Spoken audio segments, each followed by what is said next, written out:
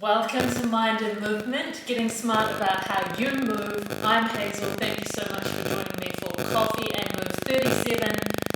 Cheers to everybody. It's day 1 of the Move 3 here in New Zealand. Cheers to that. We're on our way out, hopefully. Not that this has been a bad time. So yesterday we did some squatting.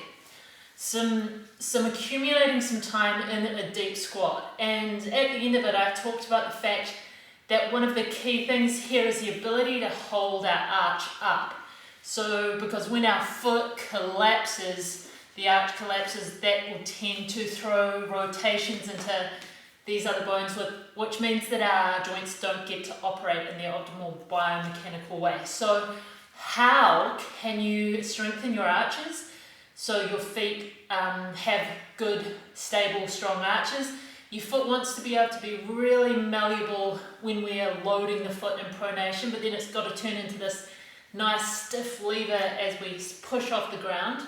And so we want to increase the mobility and the stability of the foot.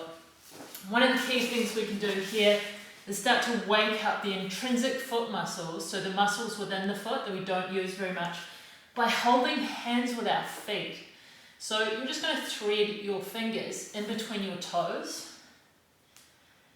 And that might be a bit challenging because over time those metatarsals, the bones through here in the foot, have just become really, really pushed close together due to shoes, and all the muscles in between them, tiny little muscles, they just become really small, really tiny, not very strong, and we need to start stretching them apart to bring them back to life, basically. So we're going to sit here for a minute holding hands with one of our feet, and I am gently massaging my foot as well.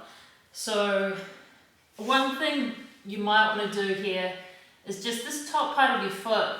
Behind each toe you've got a metatarsal, or a long bone, for the foot, and it's quite interesting to see if those bones move past each other. So I'm grabbing kind of one side of my foot there, moving this metatarsal past this one. That can be a really kind of good way of you investigating your foot to start with, to see how much movement you actually got in your foot. And then you can get back into holding hands with those feet. So the project of restoring your foot function is one of the most important projects you can pretty much undertake in terms of your whole entire body. I believe every time you step on your foot, you are sending a load up into your body. And if your foot can adapt and disperse that load well, then the hips, the knees, everything above doesn't have to deal with overloading. So this is part 1. We've got to bring that mobility, we've got to wake up those intrinsic foot muscles. So let's hold hands with the other foot now. And the first time many of you do this, actually getting your hands in between those toes might be relatively challenging, but persevere. So we're just going to bring some movement into parts of the foot that potentially haven't been moved for a really long time. So even if you go for a run every day and you think you're really healthy, if your foot's not moving because your foot's stuck in a really rigid shoe, it's not getting much blood flow. So only the parts of you that are moving are going to get blood flow. So if your feet aren't moving because they're stuck in shoes or whatever, they're not getting much blood flow. It's something ridiculous, like $2 billion is spent every year in America. It might have been $6 billion. It was ridiculous. Look it up. A lot of money is spent every year in America chopping off people's feet. Now, why do we have to chop off people's feet? Well, one, because the condition of them has got so bad. And the two main reasons are, one, terrible diet, so that people get diabetes, type 2 diabetes, so that influences the health of the foot, and then just a lack of movement to the foot. So because of type 2 diabetes, so because of poor diet, and because of lack of movement of the foot due to shoes, we cut off a lot of people's feet, which just seems crazy. In the 1700s, an average human ate 5 pounds of sugar per year. Now in the States, it's about 155 pounds of sugar per year that people eat. So if we stopped eating sugar and took more care of our feet, maybe we wouldn't have to cut our feet off. Wow. Okay, we are going to keep our feet though. So here, can you do this? See how I've lifted this toe up off the ground and then I've put it back down. Lifted it back up, put it back down, lifted it up, put it back down. On the other side, I'm now lifting this big toe, putting it back down, lifting it, putting it back down. Can you do that with the other toes? Can you lift those other toes, put them back down, lift them, put them back down?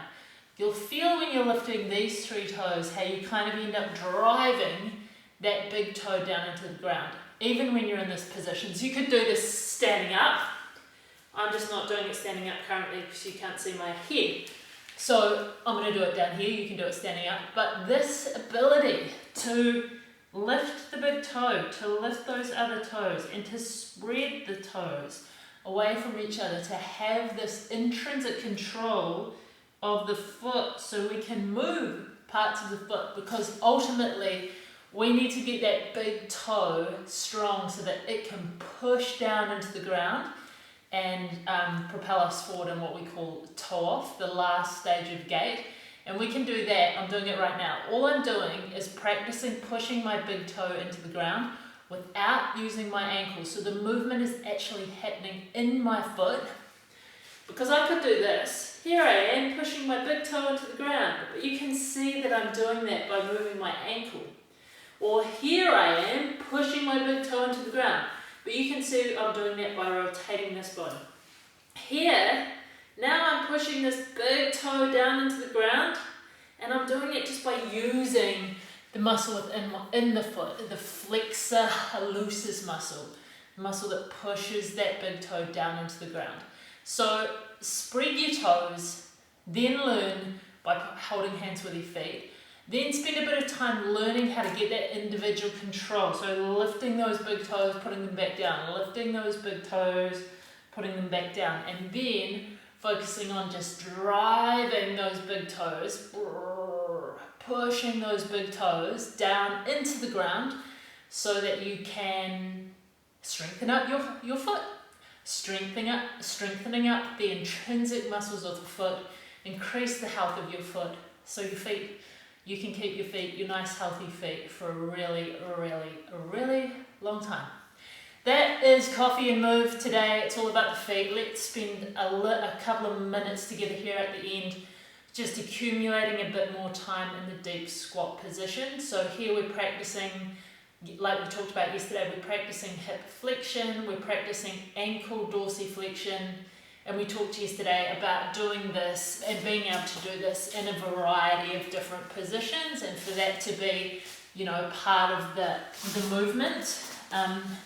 So, hanging out on your feet in a deep squat position, accumulating time in positions other than sitting down in a chair, and again, constantly moving, because we don't just want to put ourselves in a deep squat position and not move there either. So it's all about moving. Have fun moving today, and I will see you tomorrow.